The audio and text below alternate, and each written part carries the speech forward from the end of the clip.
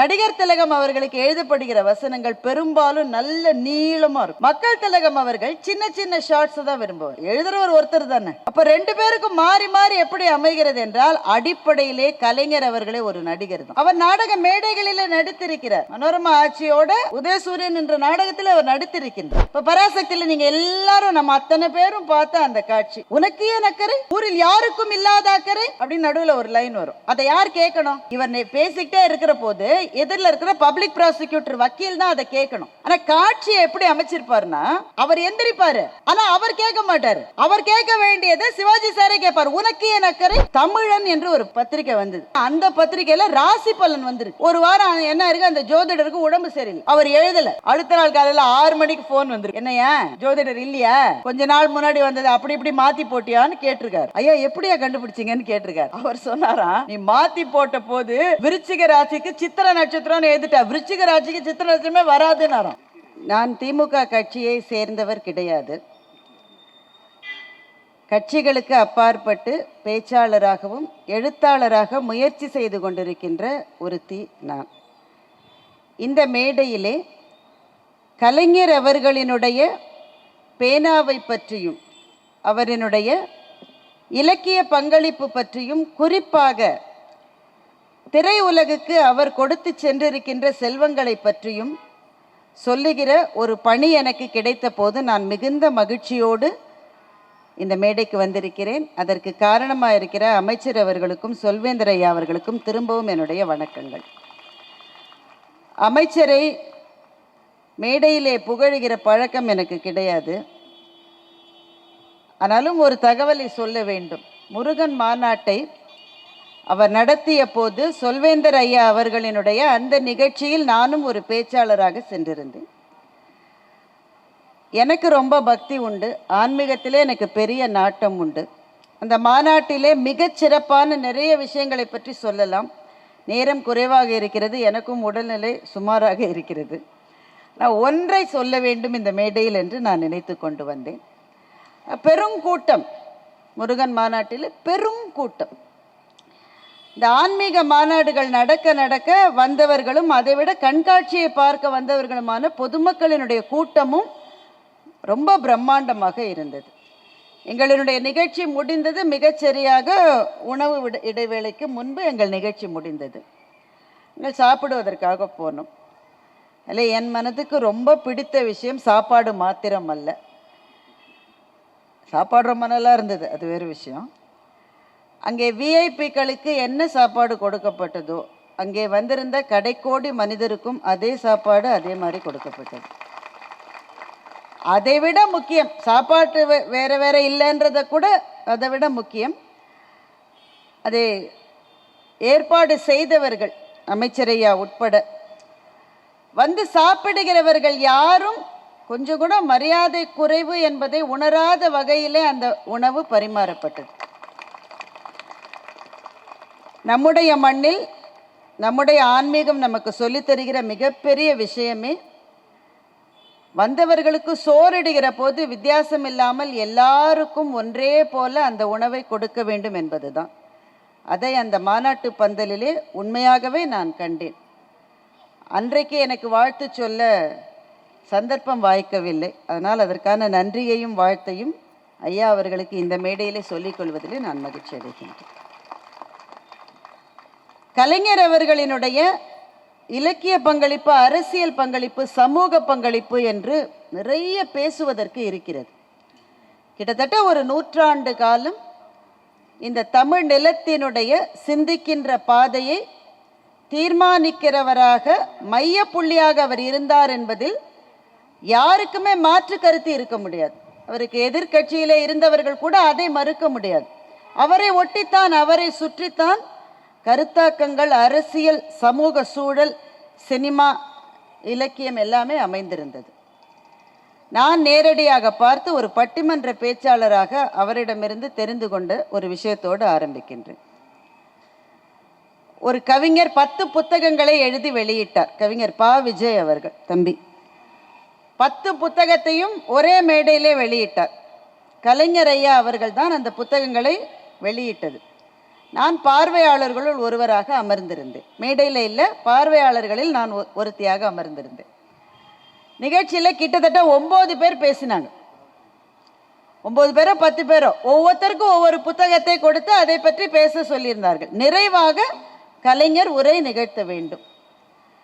இந்த பொதுவாக புத்தக வெளியீட்டு விழாவில் நீங்கள் பார்த்துருக்கீங்களான்னு எனக்கு தெரியாது, நாங்கள் நிறைய பார்த்துருக்கோம். அந்த புத்தகம் கைக்கு வருவதே புத்தக வெளியீட்டு விழாக்கு 1 நாள் 2 நாள் முன்னாடி தான் வரும். அப்போ தான் ரெடி ஆகும் அது. அப்படி வந்தாலும் அந்த வெளியீட்டு விழாவிலே பேசுகிறவர்கள் புத்தகத்தை எல்லாம் முழுக்க படிச்சுட்டு தான் பேசுவாங்கன்னு உறுதியாக சொல்ல முடியாது. பெரும்பாலும் என்ன பண்ணுவாங்கன்னா, யாராவது ஒருத்தர் அந்த புத்தகத்துக்கு முன்னுரை எழுதியிருப்பாங்கல்ல, அந்த முன்னுரையை படிச்சுட்டு இவங்க பேசுவாங்க. இந்த இடத்துலயா 9 பேர் பேசணும். 9 பேருமே அந்தந்த புத்தகத்தை முழுமையாக படித்தார்களா என்று சொல்ல முடியாது. அதில் இருந்த அந்த முன்னுரையிலிருந்து சில தகவல்களை ஒவ்வொருத்தரும் பேசிக்கிட்டே வந்தாங்க. இப்போ பட்டிமன்றத்திலே கூட எங்களுக்கு என்ன பயமாக இருக்குன்னா, எங்களுக்கு எதிரணியில் பேசுகிறவரை பார்த்து எங்களுக்கு பயமாகவே இருக்காது. ஏன்னா அது தெரியும், சகோதரர் ராஜா தான் எனக்கு எதிரணியில் பேசுவார், இல்லை கவிதா ஜவஹர் பேசுவாங்க. அவங்க ஒரு மாதிரி என்ன சிந்திப்பாங்கன்னு நமக்கு தெரியும், அதுக்கு என்ன பதில் சொல்கிறதுன்றது நமக்கு பழக்கத்தினால கற்றுப்போம். எங்கள் பயம்லாம் யாரை பற்றி தெரியுமா? எங்கள் அணியிலே எங்களுக்கு முன்னாடி பேசுகிறாங்கல்ல, அவங்கள பற்றி தான். ஏன்னா நான் மொத்தம் இருக்கிறதே 3-4 பாயிண்ட்டு, அதை சொல்கிறதுக்கு நமக்கு முன்னாடி 2 பேர் இருந்தால் அவங்க அதை சொல்லிவிட்டு நாம் அப்புறமா என்ன பேசுவதுன்னு ஒரு பயம் அவங்கள பற்றி தான் வரும். ஆனால் ஒரு மேடையில் புத்தகங்களை பற்றி ஏற்கனவே 9 பேர் பேசிவிட்டார்கள். எல்லாருமே அப்போ மணி அடிக்கிறதுக்கு நடுவரெலாம் கிடையாது இல்லை, அதனால எல்லாரும் நிறைய நேரம் எடுத்துக்கிட்டு தான் பேசினாங்க. அப்போவே கலைஞர் அவர்கள் கொஞ்சம் மூப்பு எய்திய வயதில் தான் இருந்தார். நான் பார்வையாளராக நான் உட்காந்து யோசித்தேன், 9 பேர் பேசிட்டாங்க, இதுக்கப்புறமா இவர் என்ன பேச போகிறாரு?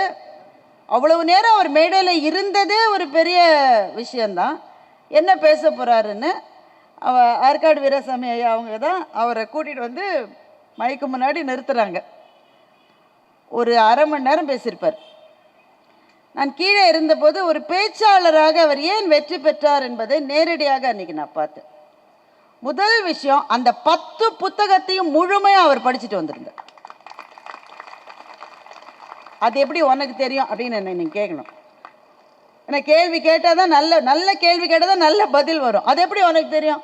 அவர் 10 புத்தகத்தையும் படித்தாரா இல்லையான்னு உனக்கு எப்படி எனக்கு தெரியும்னா, 9 பேரும் அந்த புத்தகங்களை பற்றி என்னென்ன தப்பாக சொன்னாங்களோ அது எல்லா சாயத்தையும் அவர் வெளுத்தார். இவர் இப்படி சொன்னார், அவர் சரியாக படிக்கலை, அதுக்கு 2 பக்கம் தள்ளி அதுக்கு பதில் இருக்கு, இந்த மாதிரி பேசுகிறாரு. பேசின 9 பேரும் எதையெல்லாம் விட்டுட்டாங்களோ, முக்கியமாக சொல்ல வேண்டியது அத்தனையும் தன்னுடைய நினைவிலிருந்து அவர் சொன்னதை பார்த்தபோது, ஒரு பேச்சாளராக ஜெயிக்க வேண்டும் என்றால் அந்த இடத்திலே முன்னாலே பேசியவர்களினுடைய பேச்சை வாங்கி, பட்டிமன்றத்தில் நாங்கள் அதை தானே செய்கிறோம், எதிரணியினுடைய பேச்சிலிருந்து வருவதை எடுத்து அந்த பந்தையை திருப்பி அடிக்கணும், அப்போ தான் ஜெயிக்க முடியும். நாம் புது விஷயத்தை எடுத்தால் ஜெயிப்பதை விட அதை அந்த ஆயுதத்தை வாங்கி நாம் திருப்பி கொடுக்கணும். அதை எப்படி அவர் அலர்ட்டாக செஞ்சார் என்பதை அந்த மேடையிலேயே நான் தெரிந்து கொண்ட போது எனக்கு அது ஒரு பெரிய பாடமாகவே இருந்தது. அதை அவர் ஒரு பெரிய முயற்சி எடுத்து அப்பெல்லாம் பண்ணல, அதுதான் அவர் இயல்பு. ஒரு மேடைக்கு வந்தால், புத்தகம் வெளியிட வந்தால், அவர் அப்போ முதலமைச்சராக இருந்தார், அவர் பதவியில் இல்லாமல் இல்லை, ஆனால் 10 புத்தகத்தையும் படித்துவிட்டு தான் மேடைக்கு வருவது என்கின்ற அளவு அவர் புத்தகங்களினுடைய காதலராக இருந்தார் என்பதை அந்த மேடையிலே நேரிலே நான் பார்த்தேன். அவரை பற்றி படித்த போது அதே அந்த சமயோகிதம் தான், அந்த குவிக் ரிட்டார்ட்னு ஆங்கிலத்தில் சொல்லுவார்கள், உடனடி பதில். நமக்கு எல்லாருக்கும் அது நடந்திருக்கும், எனக்கு நடந்திருக்கு. எவ்வளோ பட்டிமன்றம்லாம் முடிச்சு எங்கள் நடுவர் தீர்ப்பெல்லாம் சொல்லிடுவார். தீர்ப்பு சொல்லி முடித்து நாங்கள் ட்ரெயின்லலாம் ஏறிடுவோம். அப்போ தான் தோணும், ஐயோ ராஜா சார் இப்படி சொன்னதுக்கு நான் இப்படி பதில் சொல்லியிருக்கலாம். அப்போ தோணும் என்ன பையன் அதில். அது பட்டிமன்றத்தையே விடுங்க, நம்ம வாழ்க்கையிலே அது நடக்கும். யாராவது ஒருத்தர் நம்மளை நக்கலாக பேசியிருப்பாங்க, அப்படி தானே? இந்த அனுபவம் உங்களுக்கெல்லாம் கிடையவே கிடையாது. நக்கலாக பேசியிருப்பாங்க, அந்த நேரத்தில் புசு புசுன்னு கோவம் வருமே தவிர என்ன பதில் சொல்கிறதுன்னு தெரியாது. வீட்டுக்கு வந்து சாப்பாடெல்லாம் சாப்பிட்டுட்டு ஐயோ இதுக்கு இப்படி பதில் சொல்லியிருக்கலாமேன்னு அப்பதான் தோணும். அது அந்த வாய்ப்பு போனது தானே. இன்னொருத்தர் வந்தாலும் வந்து அப்படி பேச போறாரா? அந்த இடத்துல அந்த பதில் கலைஞர் அவர்கள் எதிர்கட்சியில் இருந்த போது, அப்போது ஆளுங்கட்சியாக காங்கிரஸ் அரசாங்கம் இருந்தது, முதலமைச்சராக இருந்த பெரியவர் பேசுகிற போது சொல்லுகிறார், தமிழ்நாட்டில் எந்த குறையுமே கிடையாது, எல்லாமே சிறப்பாகத்தான் இருக்கு, ஒரே ஒரு குறை தான், ஒரு நல்ல எதிர்கட்சி இல்லையே என்பது ஒன்றுதான் இங்கே குறை என்று சொன்னார். ஏன்னா அப்போ எதிர்கட்சியாக திமுக இருந்தது. கலைஞர் உடனே எழுந்து பதில் சொன்னார், இன்னும் ஒரு வருஷத்துல எலெக்ஷன் வரப்போகுது, ஒரு வருஷமோ 2 வருஷமோ எலெக்ஷன் வரப்போகுது, வந்த பிறகு அந்த குறை உங்களுக்கு நீங்கி விடும் என்று சொன்னார். ஏனென்றால் நீங்க அப்ப எதிரில் தான் இருப்பீங்க. இது பாருங்க, பேசுகிறவர் பெரியவர், அவர் முதலமைச்சர், அவருடைய மனம் எந்த விதத்திலையும் புண்படாது. ஆனா சொல்ல வேண்டிய விதத்துல சொல்லியாச்சு. முதலமைச்சராக அப்போது இருந்த ஐயா அவர்களே அதை ரசித்து சிரித்தார் என்று நான் படித்தேன்.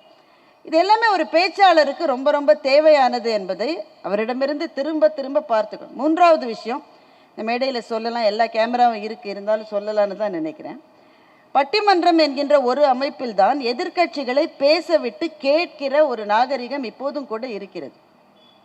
பெரும்பாலும் நமக்கு எதிரான கருத்துக்களை சொல்பவர்களை பேச விடுகிற பழக்கம் இப்போது இல்லை. பட்டிமன்றம் என்பதில் அது என்ன தொன்மையான தமிழ் கலை. அது எதிரில் இருக்கிறவங்கள முழுக்க பேச விட்டு கேட்கணும், அதில் நல்ல விஷயங்கள் இருந்தால் நம்ம எடுத்துக்கணும். எங்கள் நடுவர் சாலமன் பாப்பையா அவர்களும் சகோதரர் ராஜா அவர்களும் கலைஞர் முதலமைச்சராக இருந்தபோது அவருடைய கோபாலபுரம் இல்லத்தில் ஒரு முறை அவரை சந்திக்க சென்றிருக்கிறார்கள். விஷயம் என்னவென்றால் மரியாதை நிமித்தம் சந்திப்பெல்லாம் கிடையாது. மதுரையிலே இருந்த ஒரு பிரச்சனை, என்ன பிரச்சனைன்றது வேணா, ஒரு பிரச்சனை, அந்த விஷயத்திலே அப்போது ஆளுங்கட்சியாக திமுக தான் இருந்தது, கலைஞர் முதலமைச்சராக இருக்கிறார். ஆனால் ஏதோ ஒரு சில விஷயங்கள் சரியாக நடக்கவில்லைன்னு சொல்லுவதற்காக ஐயாவுக்கு தான் அப்பாயின்மெண்ட், சகோதரர் ராஜா அவர்களும் கூட போயிருக்கார். அங்கே போன உடனே ஐயா வந்து எப்போவுமே தன்மையாகத்தான் பேசுவார், அவர் வார்த்தைகள் எப்போவுமே ஈரமும் குளிர்ச்சியும் மென்மையும் தான் இருக்கும். இவர் வந்து புசுன்னு பொறிஞ்சு கொட்டிட்டாரோம். அப்போ நடுவரே வந்து நம்ம சொல்லுவோம்ல, இரு ரொம்ப பேசுறாதுன்னு சொல்லுவோம்ல, அந்த மாதிரி அவர் சொல்லியிருக்கார். அவர் சொல்லி இவர் பொசுன்னு பேசிட்டார். பேசி முடிச்சப்பறம் தான் அவருக்கே கொஞ்சம் துணுக்கு இருந்தது, ஐயோ முதலமைச்சருக்கு எதிரில் ரொம்ப அதிகமாக பேசிட்டோமோ அப்படின்னு. ஆனால் என்ன ஆச்சரியம் பாருங்களேன், கொஞ்சம் கூட அவருடைய வேகமான பேச்சை கருத்திலே கொள்ளாமல் சொல்லப்பட்ட விஷயம் என்ன என்பதை மாத்திரம் கருத்திலே கொண்டு அப்போ சீஃப் செக்ரட்டரியா இருந்த ஒரு மேடமை கூப்பிட்டு இந்த விஷயத்தை உடனே கவனிங்க என்று அந்த இடத்திலேயே கலைஞர் உத்தரவு போட்டதை எங்கள் நடுவர் தான் சொன்னார். இதை நான் வேற யார் சொல்லியும் இதை நான் இங்கே மேடையில் சொல்கிற அளவு எனக்கு நம்பிக்கை வந்திருக்கு. எங்கள் நடுவரே சொன்னார், எப்பொருள் எத்தன்மை தாயினும் அப்பொருள் மெய்ப்பொருள் காண்பது அறிவு என்பது திருக்குறள். உன்னை எதிரில் வர்ற சொல்லி எதுவாக இருந்தாலும் சொன்னவங்க யாரு எதுக்கு அப்படி பார்க்காத, அதில் உண்மை இருக்கிறதா என்பதை பார்க்கிற போதுதான் நமக்கு அறிவு இருக்கிறது என்பது பொருள் என்பது வள்ளுவரினுடைய வாசகம். கலைஞர் அவர்களுக்கு அந்த தன்மை இருந்ததை எங்கள் நடுவரே சொல்லி நான் கேட்டிருக்கிறேன். இந்த 3மே எங்களை மாதிரியான படைப்பாளிகளுக்கு மிக தேவை என்பதை அவரிடமிருந்து ஒரு பாடமாக நான் பயின்று கொண்டேன்.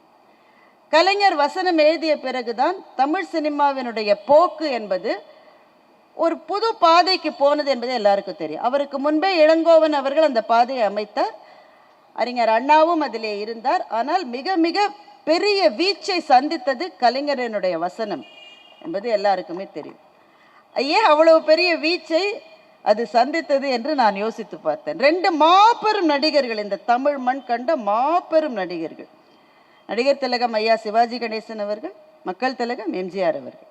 இந்த 2 பேரினுடைய திரையுலக வாழ்க்கைக்கு மிகப்பெரிய துவக்கத்தை கொடுத்தது நடிகர் திலகம் ஐயா அவர்களுக்கு பராசக்தி, எம்ஜிஆர் ஐயா அவர்களுக்கு மந்திரி குமார். இந்த 2த்துக்குமே கலைஞரனுடைய வசனம் தான் இருந்தது. அதுதான் அவர்கள் இருவருக்கும் மிகப்பெரிய துவக்கத்தை ஏற்படுத்தி கொடுத்தது. நீங்க அவருடைய வசனத்தில் நீங்க பார்த்தீங்கன்னா ஒரு சுவாரஸ்யமான விஷயம் உங்களுக்கு புரியும். நடிகர் திலகம் அவர்களுக்கு எழுதப்படுகிற வசனங்கள் பெரும்பாலும் நல்ல நீளமா இருக்கும். இன்னும் நடிகர் திலகம் அவர்களுக்கு அந்த லாங் ஷாட்ஸ் பிடிக்கும், நீண்ட வசனங்கள். அது அவருடைய முகத்தையே கேமரா தொடர தொடர தொடர பேசுவது என்பது நடிகர் திலகத்துக்கு ரொம்ப பிடிக்கும். அதனால் அவருக்கு எழுதப்படுகிற வசனங்கள் மிக நீண்ட வசனங்களாக இருக்கும். மக்கள் திலகம் அவர்கள் சின்ன சின்ன ஷார்ட்ஸை தான் விரும்புவார். அதாவது அவருக்கு எழுதப்படுகிற வசனங்கள் சின்ன சின்ன சின்ன சின்ன அந்த 2 லைன் 3 லைன் வசனங்களாகவே இருக்கும். அது எப்படி ஒரு எழுதுறவர் ஒருத்தர் தானே. அப்போ 2 பேருக்கும் மாறி மாறி எப்படி அமைகிறது என்றால், அடிப்படையிலே கலைஞர் அவர்களே ஒரு நடிகர் தான்.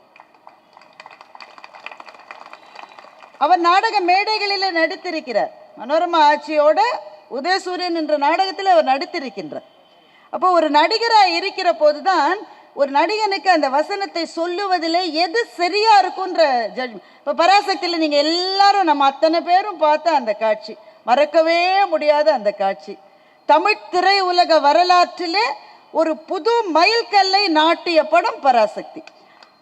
அதை அவர் கமல்ஹாசன் உட்பட எல்லாருமே என்ன சொல்லுவாங்கன்னா, அந்த காலத்தில் யார் நடிக்க போய் சான்ஸ் கேட்டாலும், அவர் நடிகர் ஆவாரா இல்லையா அதெல்லாம் வேறு விஷயம், யார் நடிக்கிறதுக்கு சான்ஸ் போய் கேட்டாலும் இந்த வசனத்தை தான் சொல்லுவாங்க. எது?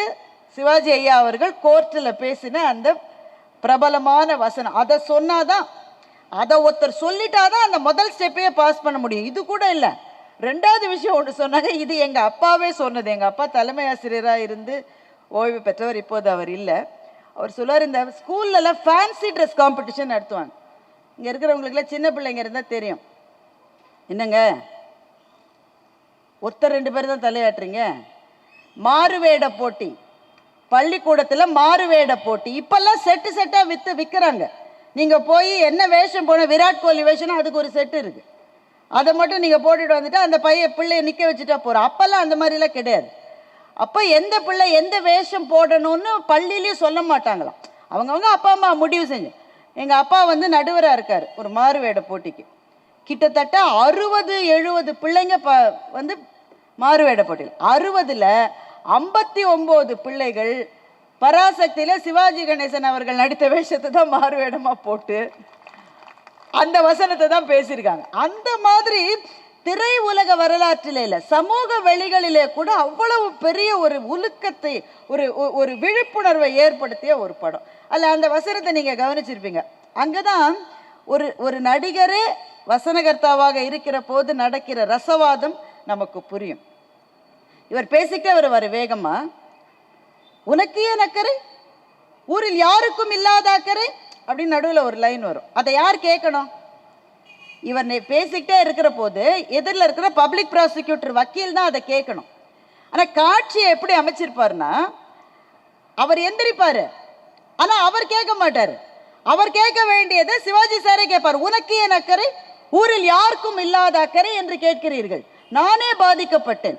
உடனே அவர் என்ன சொல்லணும், நீ பாதிக்கப்பட்டதுனால நீ வந்துட்டியா, சுயநலம் சுயநலம் என்பீர்கள். அதையும் அவரை கேட்க விட மாட்டார். இவர் வசனத்துல தான் அது இருக்கும், சுயநலம் என்பீர்கள், என் சுயநலத்திலே பொதுநலமும் கலந்திருந்தது.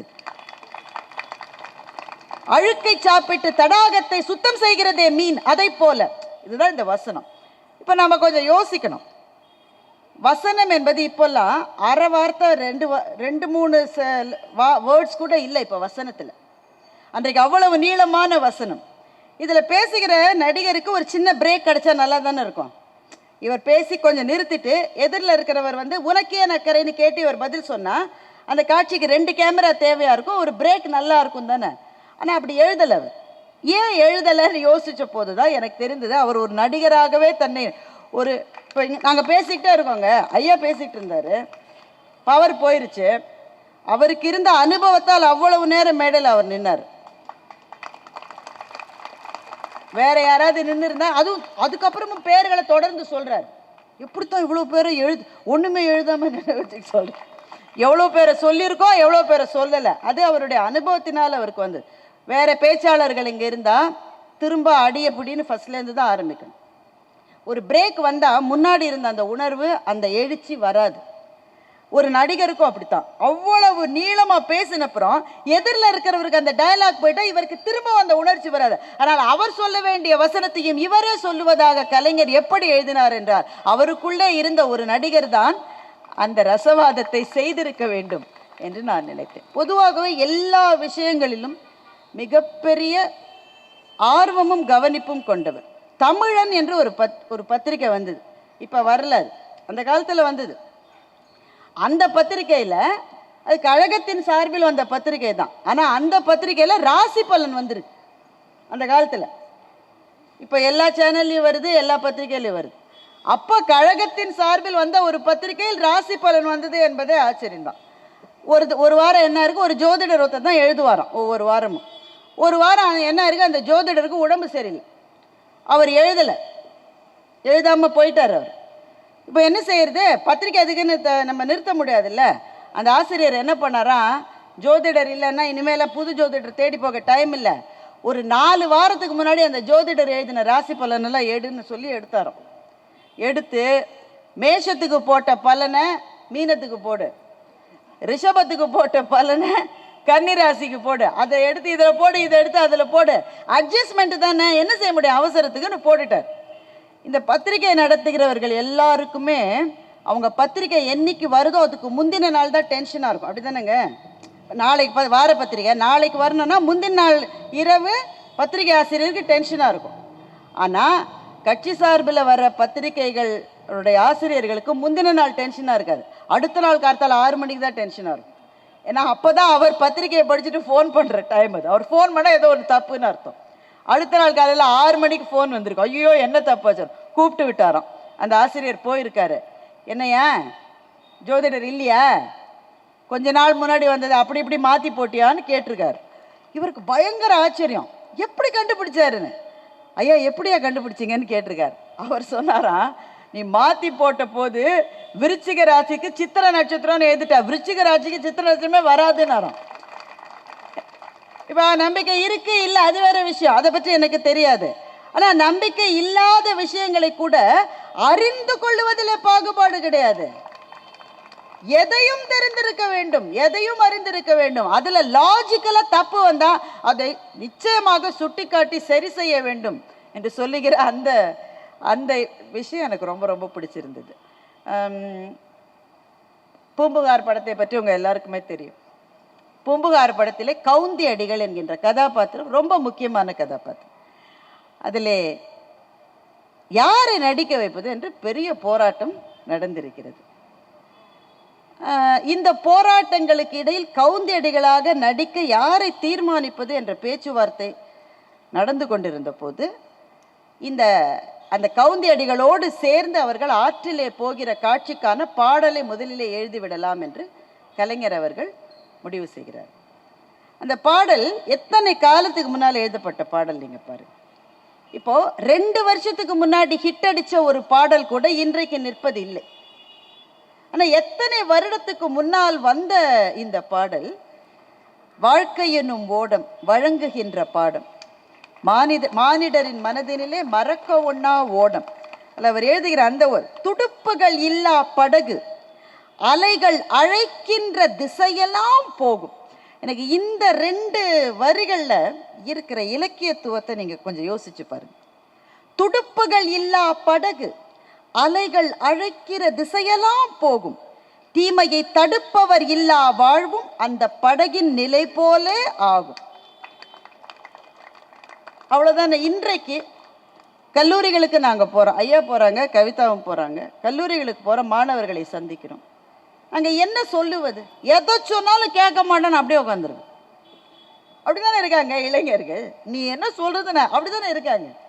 அவங்களுக்கு நாங்கள் சொல்ல வருகிற சொற்கள் வேற சொற்களா இருக்கலாம், ஆனால் இதைத்தான் சொல்லிட்டு இருக்கோம். இந்த வயசுலடா தம்பி நீ எது பண்ணினாலும் சரின்னு உனக்கு தோணும். ஆனா இப்ப நீ அதை விட்டுட்டான்னு வச்சுக்க, வாழ்க்கையில நாளைக்கு உன் வாழ்க்கையை உன்னால திரும்ப உன் கைக்குள்ள கொண்டு வரவே முடியாது என்று சொல்லிவிட்டு அதற்கு மேற்கோள் காட்டுகிற பாடலாக இந்த பாடலை இன்னமும் நாங்கள் சொல்லிக் கொண்டிருக்கிறோம் என்று சொன்னால் கலைஞர் அவர்களினுடைய எழுத்துக்கான ஆயுட்காலம் எவ்வளவு இருக்கிறது என்று பாருங்கள். ரங்கூன் ராதா அறிஞர் அண்ணாவினுடைய கதை தான் அது. திரைப்படமாக வந்த போது கலைஞர் தான் அதுக்கு வசனம் எழுதினார்.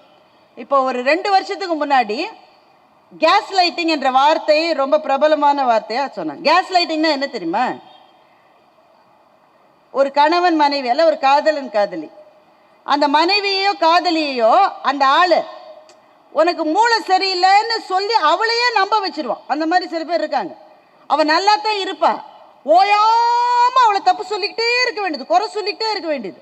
சொல்லி சொல்லி சொல்லி ஒரு கட்டத்தில் அவளே ஆமா எனக்கு விவரம் பத்தாது போல இருக்கு, எனக்கு அவ்வளோ அறிவில்லை போல இருக்கு, நான் கொஞ்சம் ஏன்னா அவன் சொல்லிக்கிட்டே இருக்கா நீ லூசுன்னு இவ்வளோ நம்ப ஆரம்பிச்சிடா நான் லூசுன்னு. இவ்வளவு நான் சொன்னேன்ல நீளம், அதற்கான ஒரு சொல் தான் கேஸ் லைட்டு. ரங்கூன் ராதா படத்தில் இவ்வளவு காலம் முன்னாடி வந்த படத்தில் கேஸ் லைட்டிங்க ஒரு கான்செப்ட் ஆக்கியிருக்கார். அதில் கதாநாயகியாக நடிக்கிற பானுமதி அவர்கள் ரொம்ப நல்ல புத்திசாலியான பொண்ணு. அதில் வில்லன் வந்து சிவாஜி கணேசன் ஐயா அவர்கள், அவங்க தான் கணவராக நடிப்பாங்க. அவருக்கு திட்டம் என்னென்னா இவங்களோட தங்கையை தான் கல்யாணம் பண்ணிக்கணுன்றது அவரோட திட்டம். அதனால் இவங்களை எப்படி சீன்லேருந்து எலிமினேட் பண்ணுறது, ஓயாமல் சொல்லிக்கிட்டே இருப்பாங்க. நீ பணத்தை கொண்டு போய் வையுமாங்க, அந்த அம்மா போய் பணத்தை ஒரு இடத்துல பூட்டி வச்சுருக்கோம். இவரே இன்னொரு சாவியை யூஸ் பண்ணி பணத்தை எடுத்துகிட்டு வந்துடுவார். அடுத்த நாள் காலையில் சொல்லுவார் நான் பணம் கொடுத்தாலே எடுத்துகிட்டு வாங்க. அந்த அம்மா போய் பார்த்தா அங்கே பணம் இருக்காது. நீ வேற ஏதாவது ஒரு இடத்துல வச்சுப்பா, அதனால தான் சொல்கிறேன் உனக்கு மூளை சரியில்லைன்னு சொல்கிறேன்னா அந்த அம்மாவே நம்ப ஆரம்பிச்சிடும். சரி எனக்கு உண்மையிலே மூளை சரியில்லை. அதனால் அந்த அம்மா தனியாக போயிடும். கணவனுடைய அன்பை எப்படியாவது பெற வேண்டும் என்ற ஒரே ஒரு காரணத்தினால ஒரு கடிதம் எழுது, கலைஞர் வசனம் எழுதுறாரு. என்ன சொன்னால் அந்த காலத்து பெண்ணு, இன்றைக்கு நாமெல்லாம் அப்படி இல்லை, நாமலா போட அந்த ரேஞ்சுக்கு வந்தாச்சு. ஆனால் அந்த காலத்து பெண், அவளுக்கு வாழ்க்கையில் எந்த பிடிப்பும் கிடையாது, காப்பாற்றுகிறவர்கள் கிடையாது. ஒரே ஒரு விஷயத்த சொன்னால் கணவன் மனம் திருந்திருவான்னு நம்பி அந்த அபலை பெண் எழுதுகிறாள். நான் முழுகாமல் இருக்கிறேன், அப்படி அந்த அந்த சொற்றொடர் அன்றைக்கு உண்டு, முழுகாமல் இருக்கிறேன். பதிலுக்கு இவர் வசனம் எழுதுறாரு. பதிலுக்கு சிவாஜி சார் வந்து அவன் தம்மாக நான் உன்னை எப்போதோ முழுகி விட்டேன் என்று வசனம் எழுதுகிறேன். அந்த வசனத்தை எழுதுகிறவர் ஹீரோவா வில்லனா எதுவாக இருந்தாலும் சரி, நான் அவர்களினுடைய மனத்துக்குள்ளே போய் பார்த்து அந்த நிலையிலே அவர் எதை சொல்லுவாரோ அதை எழுதுவது தான் கலைஞர் அவர்களினுடைய ஸ்பெஷாலிட்டியாக இருந்திருக்கு. எனக்கு ரொம்ப பிடிச்சது மணமகள்னு நினைக்கிறேன், படம் பேர் சரியாக ஞாபகம், ரொம்ப பிடித்த வசனம். இப்போவும் கூட சில சமயம் நான் அதை சொல்லிப்பேன். அந்த படத்துக்கு அவர் வசனம் எழுதினதே ஒரு கதை தான். ஒரு திருமண நிகழ்ச்சியில் போய் கலைவாணர் உட்கார்ந்துருக்காரு, மதுரம் அக்கா பக்கத்தில் இருக்காங்க, ஒரு 4 நாற்காலி தள்ளி கலைஞர் உட்கார்ந்துருக்காரு. கலைவாணர் அங்கேருந்து கேட்குறாரு, மணமகள்னு ஒரு படம் எழுத போகிற, நீ வசனம் எழுதுறியான்னு சொல்லி கேட்குறாரு. அதை ஒரு எவ்வளவு சன்மானன்றதை ஒரு துண்டு சீட்டில் கலைவாணர் ஐயா எழுதி கொடுக்குறாரு. அந்த துண்டு சீட்டில் என்ன எழுதியிருந்தான்னா 00000 0, 4 0 போட்டு கொடுத்துருக்காரு. என்ன அர்த்தம்? சன்மானம்லாம் ஒன்றும் கிடையாது, நீ எழுதுவியான்னு அர்த்தம். அது வந்த உடனே கலைஞர் அதை பார்த்து தாராளமாக எழுதுறேன்னு சொல்லிட்டு 4 0க்கு முன்னாடி ஒரு 1 போட்டு திருப்பி கொடுத்துட்டார். அந்த காலத்தில் அது பெரிய தொகை தானே. அந்த அந்த நேரத்தில் அந்த சாதுரியத்தை ரசித்து கலைவாணர் அவரை மணமகள் படத்துக்கு எழுத சொன்னார். அதில் தான் வருதுன்னு நினைக்கிறேன். ரொம்ப ரொம்ப எனக்கு பிடித்த விஷயம் அவர் எழுதுறாரு, இந்த உலகம் என்பது ஒரு விசித்திரமான கண்ணாடி. எவ்வளோ நல்லா வருது, இந்த உலகம் என்பது விசித்திரமான கண்ணாடி, நீ அழும்போது அது சிரிக்கும், நீ சிரிக்கும் போது அது அழும் என்று எழுதினார். நாம் இன்றைக்கும் வாழ்க்கையிலே இதைத்தான் சந்தித்து கொண்டிருக்கிறோம். இந்த உலகம் என்பது நாம் வீட்டிலே மாட்டி இருக்கிற நிலை கண்ணாடி அல்ல. நம் வீட்டிலே மாட்டி இருக்கிற நிலை கண்ணாடி, நாம் சிரித்தால் அது சிரிக்கிறது, நாம் அழுதால் அது அழுகிறது.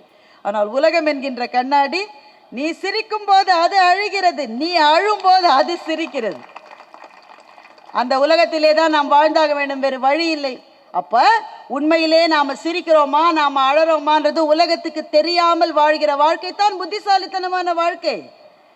எல்லாத்தையும் சொல்லிட்டு இருக்காதீங்க. நீங்க உயர்ந்தால் எல்லாரும் மகிழ்வார்கள் என்று நம்பாதீர்கள். நீ ஒரு கஷ்டத்துல இருக்கிற உலகமே உனக்கு அழுன்னு தயவு செஞ்சு நினைக்காத. நேரம் அப்படியா அப்படின்ட்டு அப்பவே எனக்கு தெரியும், ஆடின அடுத்துக்கு இப்படித்தான் இருக்கும்னு அப்படித்தானே சொல்லுவாங்க. உறவுகாரங்களே அப்படித்தானே சொல்றாங்க, நண்பர்கள் அப்படித்தானே. அப்ப சிரிச்ச மாதிரியே இருக்கணும். அதுதான் அந்த வசனத்திலிருந்து நமக்கு கிடைக்கிற செய்தி. திரும்பவும் இந்த படத்துக்கு தான் வர வேண்டி இருக்கிறது, பராசக்தி படத்துக்கு.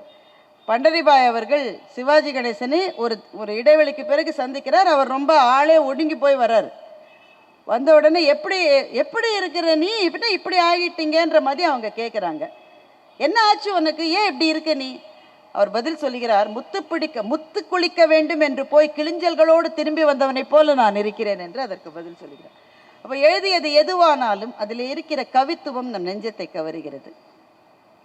நிறைவாக நான் சொல்ல விரும்புகிற ஒரே ஒரு செய்தி, கலைஞர் அவர்கள் நமக்கு செய்ததை பற்றி 2 கருத்துக்கள் எல்லா அரசியல் மேடையிலும் இருக்கும்.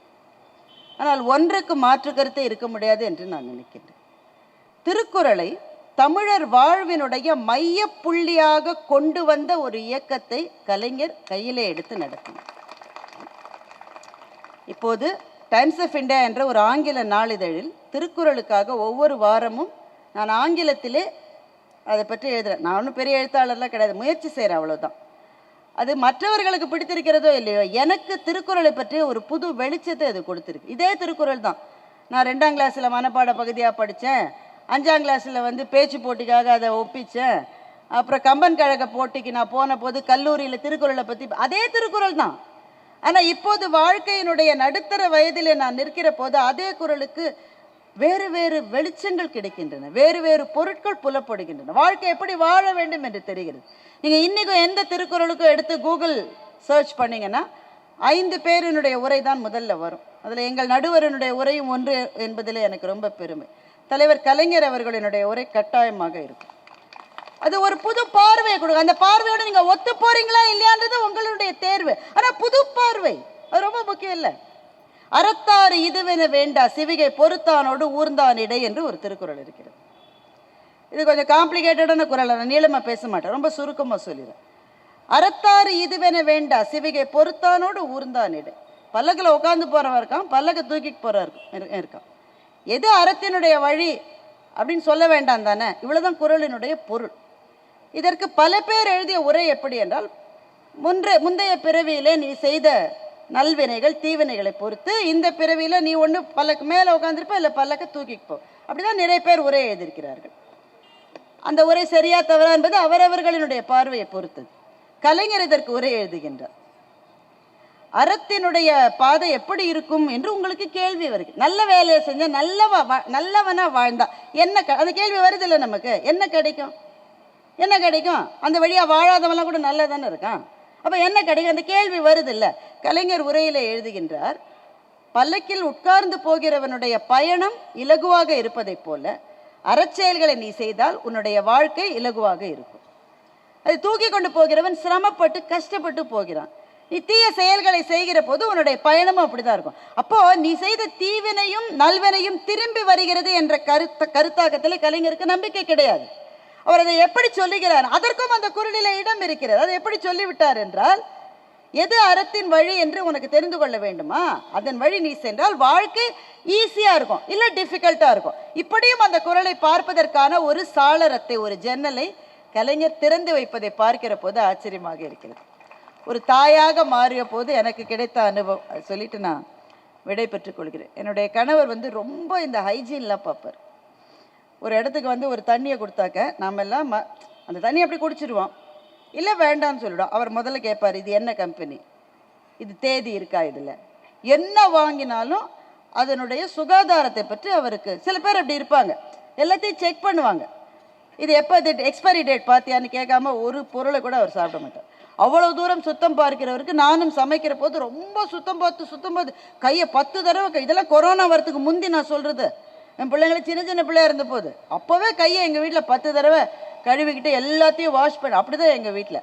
அப்படி இருந்த என்னுடைய கணவர், என்னுடைய மகள் பிறந்த போது அவள் நல்ல மண்ணில் விளையாடி கையெல்லாம் முழுக்க அப்படியே சொதன்னு மண் என்னென்னலாம் இருந்ததோ தெரியாது மண்ணில் அப்படியே வந்தா. அவர் சாப்பிட்ருக்கிற சாப்பாட்டில் அந்த தட்டில் அப்படியே வச்சு அவள் ஒரு வாய் சாப்பிட்டா. நான் நினச்சேன் அடி வாங்க போகிறேன். இது மட்டும் அடித்ததில்லை, அவர் அடிக்க மாட்டார், இன்றைக்கி அடி வாங்க போகிறான்னு நினச்சேன். ஆனால் பாருங்கள், நம்மளைத்தான் காய்ச்சின்னு காய்ச்சுவாங்களே தவிர மகள்களை ஒரு வார்த்தை சொல்ல மாட்டாங்க. அதை சந்தோஷமாக திரும்பவும் அவர் சாப்பிட்டார். இந்த செய்தியை மனசில் இருந்தது. ஆனால் கலைஞர் எழுதிய குறளோவியத்தில் கிட்டத்தட்ட இதையே பதிவு செய்திருக்கிறார். உழவன் ஒருவன் வேலைக்கு நடுவிலே மனைவி சோறு கொண்டு வருகிறாள். அந்த சோற்றை பிரிப்பதற்குள் தவழ்ந்து வருகிற குழந்தை சேற்றை எடுத்து அந்த உணவிலே போட்டு விடுகிறது. அதற்கு பிறகு அந்த உணவை சாப்பிடுகிற அந்த தகப்பன் சொல்லலாம், முந்தைய விட இந்த சோறு இப்பதான் நல்லா இருக்குன்னு சொல்றான். அமிழ்தினும் மாற்றலினதே தம் மக்கள் சிறுகை அளாவிய கூழ் என்கின்ற குறளுக்கு ஒரு கவிதையாகவே, ஒரு ஓவியத்தை வரைவது போலவே குறளோவியத்தை எழுதியிருந்தார். இப்படி அடுக்கடுக்காக அவருடைய இலக்கிய பணியையும் திரைப்பணியையும் சொல்லுவதற்கு நிறைய செய்திகள் இருக்கின்றன.